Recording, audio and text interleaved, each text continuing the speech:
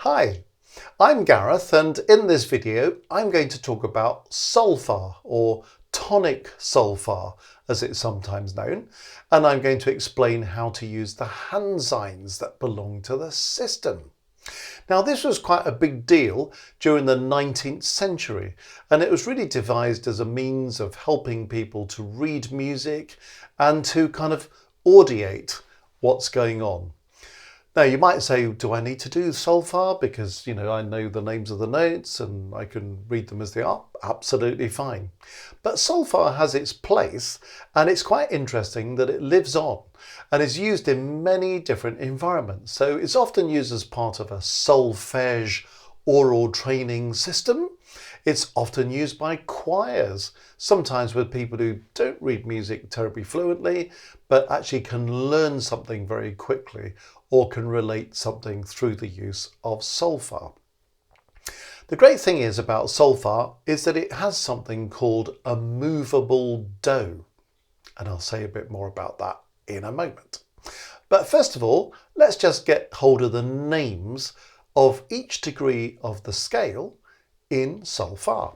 So the first degree of the scale is called do. So in other words, if I'm in the key of C major, then C is do. If I'm in the key of F major, F is do. If I'm in the key of A major, A is do. Okay, so that's what we mean by the movable do. Whichever key you're in, the first degree of that scale is do. So the great advantage of this, of course, is that we don't have to be stuck in one key. If music moves from one key to another, we just shift our do into the new key. So let's go through each degree of the scale. I'm working with C major just to keep it nice and simple. But the first degree of the scale is do. So in the case of C major, that's C. The second degree of the scale is re. So that's D in the scale of C major. The third degree of the scale is mi. So here it is, it's E, the third note in the scale of C major. The fourth note is fa. So that's F in the scale of C major. The fifth note is so that's G in the scale of C major. The sixth note is la, so that's A in the scale of C major. The seventh note is T, so that's B in the scale of C major. And of course, when we get to the eighth note, that's kind of going back to the first note, C in C major. So that's a do, and this is a do. They're just C in the lower octave, C in the upper octave. And of course, if you wanted to carry on into the next octave, you'd carry on with D as re, E as mi, and so on. And as I say, if you want to move into a different key, well, you just know which key you're in and you move do to the first degree of the scale. So that's how it works. And if you see it written anywhere in music, this is how it's abbreviated. So we just take the first letter, do, re, mi, fa, so, la, ti, do. And it's possible to get pieces of music that are written entirely in tonic solfa. You haven't got any notes at all, even 4-part harmony and things. I've got a book of hymns at home, all written in solfa. So it's a system that many people started to use from the 19th century and found it a helpful way of doing it.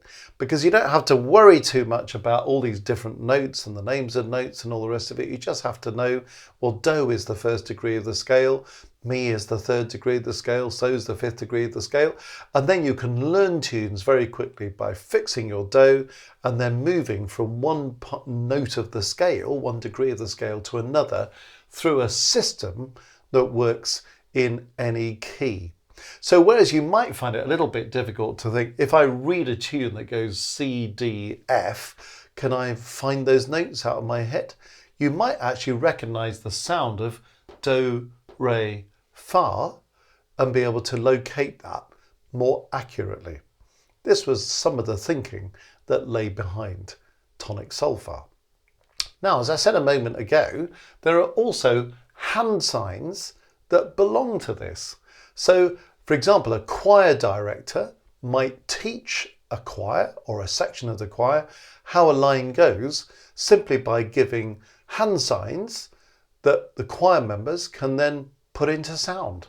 Because once you've learnt your scale, do, re, mi, fa, so, la, ti, do, and you've got used to kind of mixing it up. Do, mi, so, fa, re, la, mi, ti, do. With a bit of practice, you can get around the scale quite easily just by knowing what those sounds are in relation to the degrees of the scale.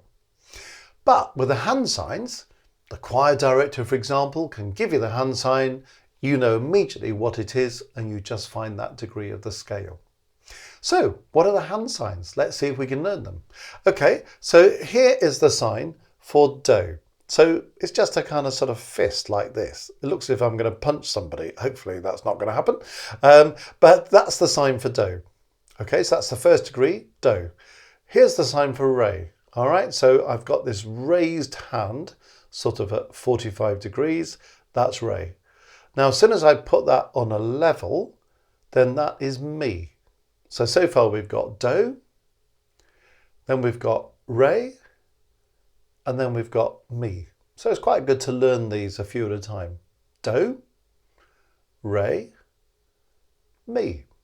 And it's quite handy to start associating this with sound. So if we're in C major and that's do, you see how you can follow this. Do, re, mi, and then you can mix it up. Do, mi, re, mi, do. So you see how this might work in a sort of choir environment where the conductor, the leader, can be doing the hand signs and people just know these sounds, they recognize the signs, they get to know how the thing goes. And it's so much more reliable for many people than actually reading the notes. Okay, do, re, mi. Let's add on the next one, fa. See how I'm doing that? So I've got my fingers tucked in here, my thumb pointing down. That is fa. And so is this. So I've got my fingers together, my thumb sort of pointing up. That is so. Okay. Do, re, mi, fa, so. Can you do that going down? So, fa, mi, re, do. Can you mix it up? Do, mi, so, fa, re, mi, do. So as soon as you get familiar with these hand signs, you begin to see, actually, they're quite useful, aren't they? Okay, let's go a bit further. So we've had do, we've done re, we've done mi, we've done fa, we've done so. Here's la. It's a kind of sort of drooping hand. So that's la. And ti is just the index finger pointing up with the other fingers tucked back. Okay, so la, ti, and ti is pointing you to do at the top. So we've gone back to do again. So you see how this works? Do, re, mi, fa, so, la, ti, do. And you hold your hand higher for that upper do, and you hold it lower for the lower do. And again, you can mix up all of those notes, and then you see you can get round all the notes within that octave quite happily, or you could carry on into the next octave, or you could go down below this do because the next note B would be T. And because of this movable do, you can transfer this into any key that you want to. So you might find this a helpful thing just to engage with. There are lots of things that one can do with this in the long term, because if you're trying to do oral dictation, for example, some people find it very difficult to hear a melody or a chord and think, what are the names of those notes? But if you can think in solfa, you might think, oh, actually that goes from do to fa. I can hear that relationship. Might be easier to do that than to think, well, if the first note's C, how do I know that the second note's F? If you can recognize this, do, fa, you can relate it to the tonic solfa. So a great system, and as I say, it had its heyday in the 19th century, but it's still very much alive and kicking, and it's another musical resource that you might find it helpful to work with. So give it a go. Let us know how you get on by putting a comment in the box below.